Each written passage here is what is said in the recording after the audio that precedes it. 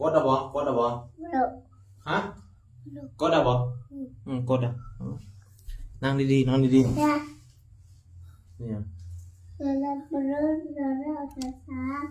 นอนลงไป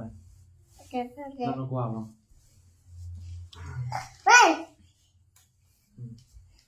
สบายดีเนี่ยสบายดีเมียออกแล้วไม่ได้เห็นกันนอนแล้วซะฮะนั่งลงสินั่งลงหรือสินั่งเถิงเอาดีๆเอาดีๆบอกดีๆเอาบ่ม้วนดิบ่ม้วนมันลมนั่งลมบ่โดยจะไปจะได้โดยขน้อยลงโอเคมานั่งลมกันนั่งพวกก็สินั่งลมกันมาเอามานั่งลมพี่นะดาสูดเขียดกันนะบัดนี้พี่มาฟังนี่เอาไปเบิ่งการ์ตูนนี่ไลฟ์แล้วนี่ได้เบิ่งการ์ตูนเด้อไลฟ์เด็กเบิ่งการ์ตูน2คนนะเบิ่งการ์ตูนโดดบ่มาให้ FC เบิ่งหน้าได้ไหมคือว่าหมูใส่หมูกรอบว่ะอย่าไปมนนะไปมนดงนะ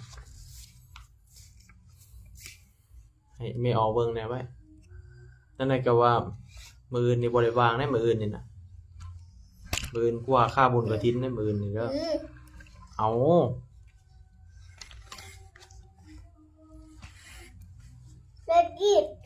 พี่มานั่งพี่ถาไปนั่งเดี๋ยว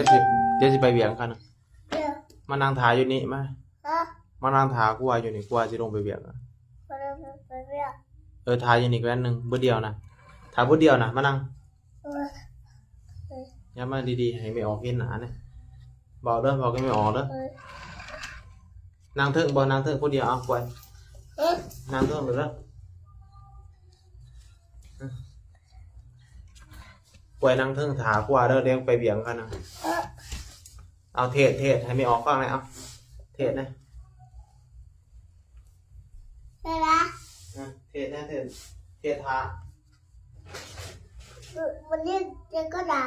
ไปของหนาแล้วเนาะเทศไม่ออกบอกเขาที่บอกเขาไม่ออกนี่วันนี้มันจะกัน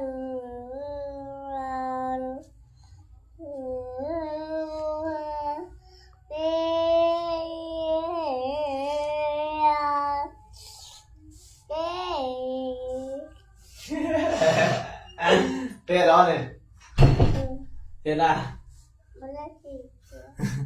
เนาะเทศไหนไม่ออกฟังนะเทศแล้ววะเทศแล้วมวนบ่ล่ะมวนอ้าวเทศเบิ่งเทศดีๆ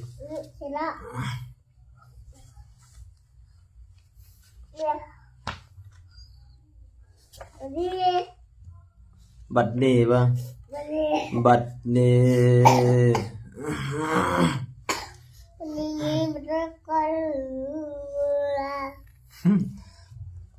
เปิดว่าพัดลมเปิดว่าพัดลมจะเปิดให้เปิดเด็กอะไรเอาเด็กอะไรเด็กจักเก้าเด็กหนึ่งวะเบอร์เด็กหนึ่งมันจะพอเบอร์แค่มันวางดี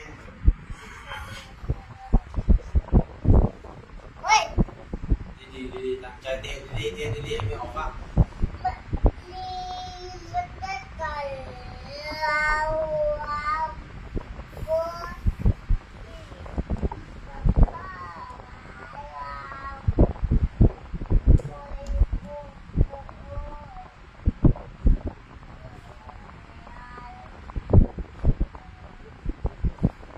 บัดนี้วะ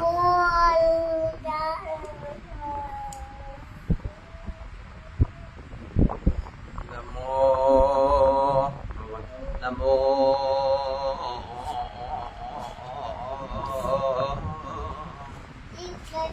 อย่าที่ขาดได้ขาดบ่ไรได้ขาดบ่ไรเด้อจวนตั้งบาทจี ดื้อจนตลาดดื้อดื้อดื้อ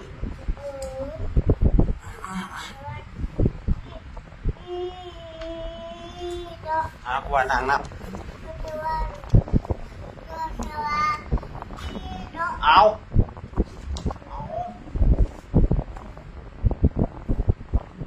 ขาดสับเลยโว้ยคือไปจีกแล้ววันนี้ฮะไปจีกยังฮะเทศอยู่วะล่ะมาเทศวะมากกว่าเทศสูฟังเด้อนางฟังเด้อนางสมาธิว่าไงฮะไปบ่ถาดดวงมาไปบ่ถาดดวงบุญถาดดวงไปนำบ่ไปเจโดยไปเจไปเจโดยคือว่าลืมตลอดกวดเป็นคนเมียนหาเบิงไปหาเบิงไปเจใช่ดูหันไปบ้างมั้ยย่างไปบ้างไหม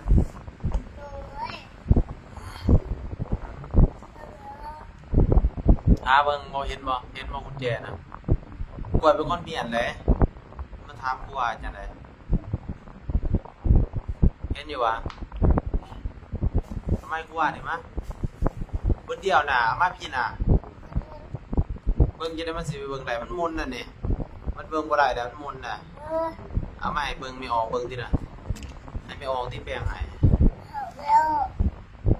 บ่ทันได้ออกเป็นออกบ่ทันได้เป็นแปลงจะปล่อยเบิ่งการ์ตูนไว้ก่อนเดี๋ยวสิแปลงให้ดอกเอาไว้ก่อนเอาไปดีๆมันสิมุนดอลลาร์น่ะมันสิเฮ็ดหยังบ่ได้เลยนะบ่เบิ่งบ่ได้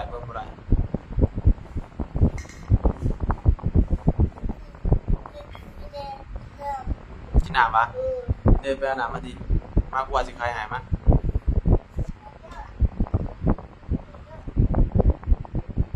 เจริญพรญาติโยมเบิดทุกคนสบายดีทักทายสบายดีไปเอาน้ำมาก่อนเชียวแซง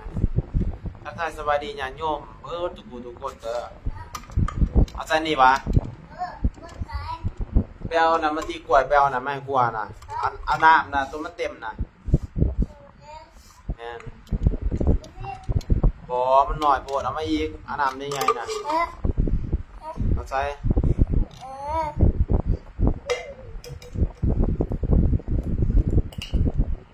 น้ำไม่เยอะงั้นน้ำกินสิบ่เจริญพรเบิดทุกคนเด้อจังท่านสบายดีมื้อนี้ว่างๆก็ได้มาไล่กับกล้วยหน่อยก็สิบ่มารถมันได้ดอกญาติโยมมาบอกข่าวบุญซื่อๆเนาะมื้ออื่นเป็นมื้อตั้งกฐินเด้อญาติโยมเด้อมื้อคือแม่นมื้อถวายกฐินสามัคคีอยู่วัดดอนดูเมืองหาดทรายฟ้องนครหลวงเวียงจันทน์เนาะอยู่นครหลวงเวียงจันทน์เด้อญาติโยมเด้อบางคนยังถามว่าอยู่ไสอยู่นครหลวงเวียงจันทน์เนาะมื้ออื่นเป็นมื้อตั้งตอนแรกญาติโยมเป็นมื้อตั้ง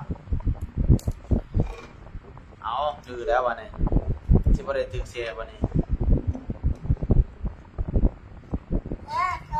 พี่มานำเดี๋ยวให้ FC เบิ่งหน่อยเฮ็ดเป็นเฉยเนาะขึ้นมาเด้อพี่สิมาเอามาเสียบซะนี่เอาบ่ได้เอานั่งเถอะนั่งให้ FC กินเบิ่งว่า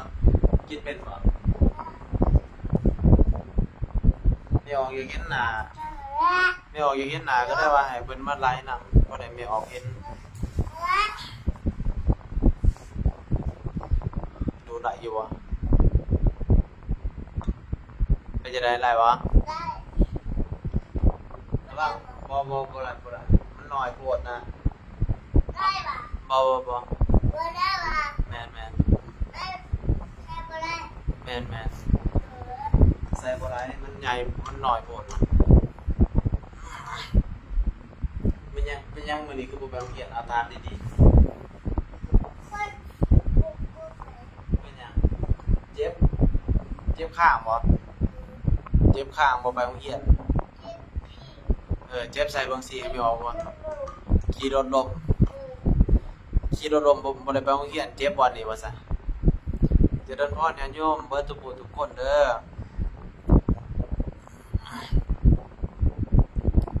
สาธุถวายดีเบิดทุกคนอยู่ดีมีแฮง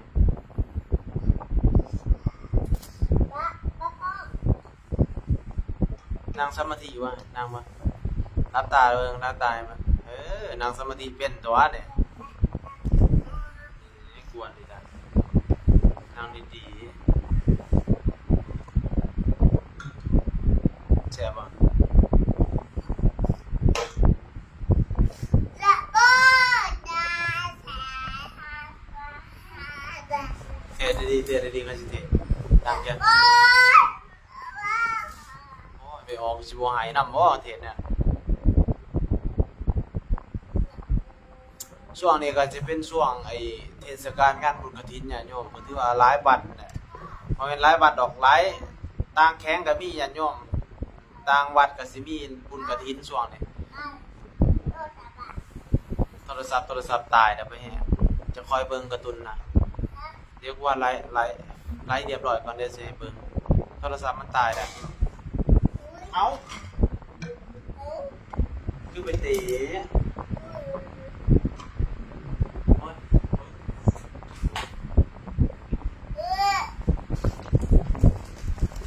มันคือไปเตะมันได้ด้วยมันเหี้ยนี่เห็นบ่นี่โอ้ยมาเซ็นเอานะมาเซ็นไปเอาทิชชู่มาเอาทิชชู่ก็นั่งทาได้สิเซ็นให้ไป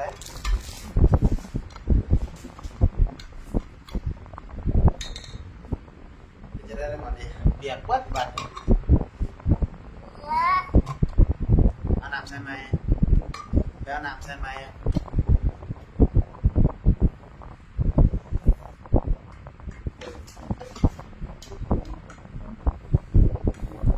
ล่าสุดน้ำเปียกแล้วบัดนี้สวัสดีท่านสวัสดีเอาดิอัดดีๆบอกอัดดีๆนะว่าจะไปถึงคอนเพราะมันนี่นะอัดดีๆที่อัดฟ้าดีๆที่มันจะสิบกว่าเอามาพี่สิอัดให้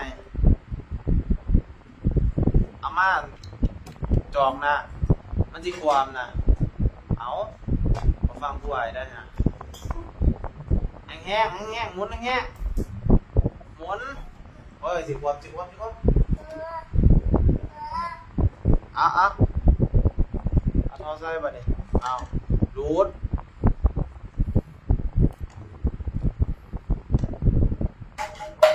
เอา have a seat okay do you know have a seat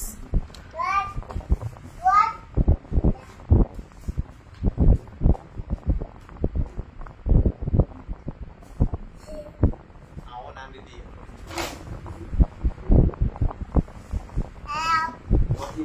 what is this okay น่ะจับดีๆนะนั่งสมาธินะนั่งรับตาให้ไหลไป10 นาทีดีกว่าลองมานั่งสมาธิประมาณ10 นาทีเบิ่งไหลบ่ลองเบิ่งนั่งสมาธิดีๆมันจะกว้างโอ้ยจะเป็นทายยังน้องเลยนะดีมั่วว่ามันเนี่ยดีนะว่าดีมันจะกว้างโอ้ยจะได้ดึงคอร์ดแล้วสิมันจะกว้างนั่งดีๆนั่งรุมป่ะ FC อยากเห็นหน้าก็ได้ว่าให้ญาติโยมได้เห็นหน้าจะได้ว่าบ่ค่อยหลายๆญาติโยมใส่มะกล้วยอันนี้กล้วยมีอบอุ่มกล้วยบ่มีของขวัญดอกมันบ่คืออิหยังก็แอปแอปลำเนาะแอปต่อนะมันจะมีส่งของขวัญในกันนะมะกล้วยเลือกจะเบิ่งหยังก็เบิ่งเอาอันนี้มะกล้วยมีบ่แม่นหยังก็ตุ๊กตาอุ้มกล้วยนะมันบ่ได้ของขวัญบ่ได้มันก็คือ TikTok เลยคือต่อตุ๊กตาอุ้มกล้วยไ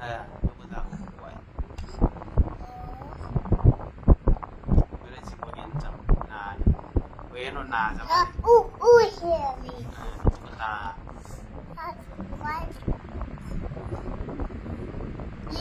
ปู ยกโป่งเอามักตัวใดFC ส่งให้เอาตัวใด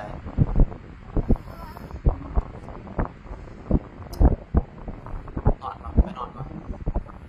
อนบ่เป็นหยังง่วงเมื่อยเด้อนอนบ่ อุ้ย บ่ได้ไปสอนมื้อนี้เนี่ยเนาะเพราะว่าเนื่องจากว่าค่าเวียกอยู่ก็ได้พักสอนเป็นวัดนั่นนี่วัดแล้ววัดหลวงพ่อแล้วกินยาแล้วบ่ไปกดที่ล่ะกินยาล่ะอยากกินน้ำเย็นหลาย อุ้ย ผมกินนมเนาะเศร้ากินนมสอง อุ้ย จับดีก็มันสิรุดมือนะรุดมือจนเรากระตายคือโทรศัพท์เครื่องนั้นอีก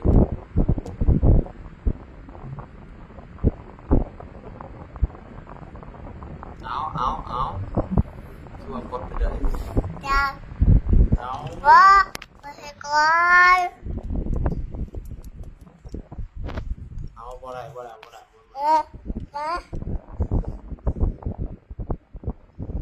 มันสิฮัก เนี่ยอะไร ได้แล้ว อุ้ยว่าอ มันสิบ่ได้จังนั้นมันก็สิปิดเองอีกคือมันไปกดปิดเองนี่อยู่ดี อายุ กล้วยเด็กสิออกยัง FC ถามเด็กสิออกยัง อุ้ยว่าให้ยังไอ้ หมุนก่อนตัวนี้เขาก่อนมันอ่อนน่ะหมุนเขาดี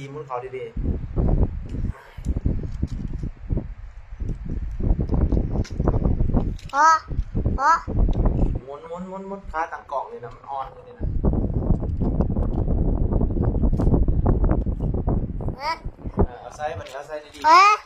เอามา ๆหมุนบ่ได้ซับมันบ่ไหลดูมันบ่ไหลนี่นะสิไปได้จังได๋เนาะโอ้โหดีนี่ใส่บัดนี้เอาใส่ ไอ้ เอาใส่ดีๆได้เด้อโอ้ย ว่า ดีๆจังซี่เอาใส่ดำเนินการบ่ ว่า เอาบ่เนาะ แม่ เสร็จสิ้น โอเค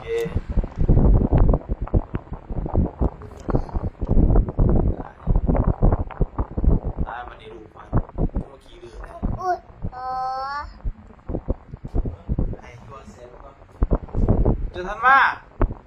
เสียมาแล้วเนี่ยลืมแล้วเนี่ยสวัสดีจ้าวันนี้บุญกฐินบอกบุญไปออก ถ้าบอกบุญเขาเลย บุญกฐินมืออื่นมาสั่นมือตังเด้อให้วานาเนี่ยมีออกอยู่ตังประ ว่า เทศ มา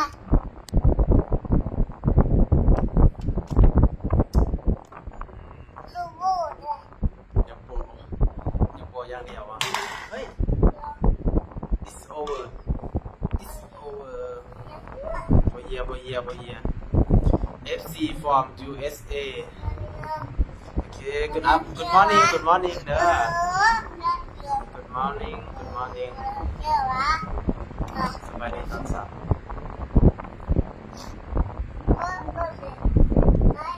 morning from USA thank you for watching my live video for today okay, thank you so much ใครวะเป็นยังก็เจนยังแล้วหน้าบอยไม่ออกคอนสิเป็นนอนเลยเมื่อยมันคือเมื่อยบายดีๆให้เห็นหน้าก่อนสิไปให้ไม่ออกสิไปเด้อญาติโยมเด้อจะได้ก็อยู่ดีมีแห้งมื้อนี้บ่ได้พักผ่อนเบิดมื้อโอเคขอให้ญาติโยมมีแต่ความสุขความเจริญเด้อสำหรับมื้อบุญเนี่ยกับมื้ออื่นเป็นมื้อตั้งเด้อญาติโยมเด้อมื้ออื่นเป็นมื้อตั้งกฐินเนาะวันที่2มื้ออื่นวันอาทิตย์เนาะเป็นมื้อทอดถวายผู้ใดอยู่ไกลก็อย่าลืมมาร่วมบุญเด้อญาติโยมเด้อเอาอย่าลืมมาร่วมบุญนำกันญาติโยมอยู่วัดดอนดูเมืองหาดทรายฟองนครหลวงเวียงจันทน์เด้อสาธุเดี๋ยวกว่าไปก่อนญาติโยมเดี๋ยวบางๆก็สิมาไลฟ์ใหม่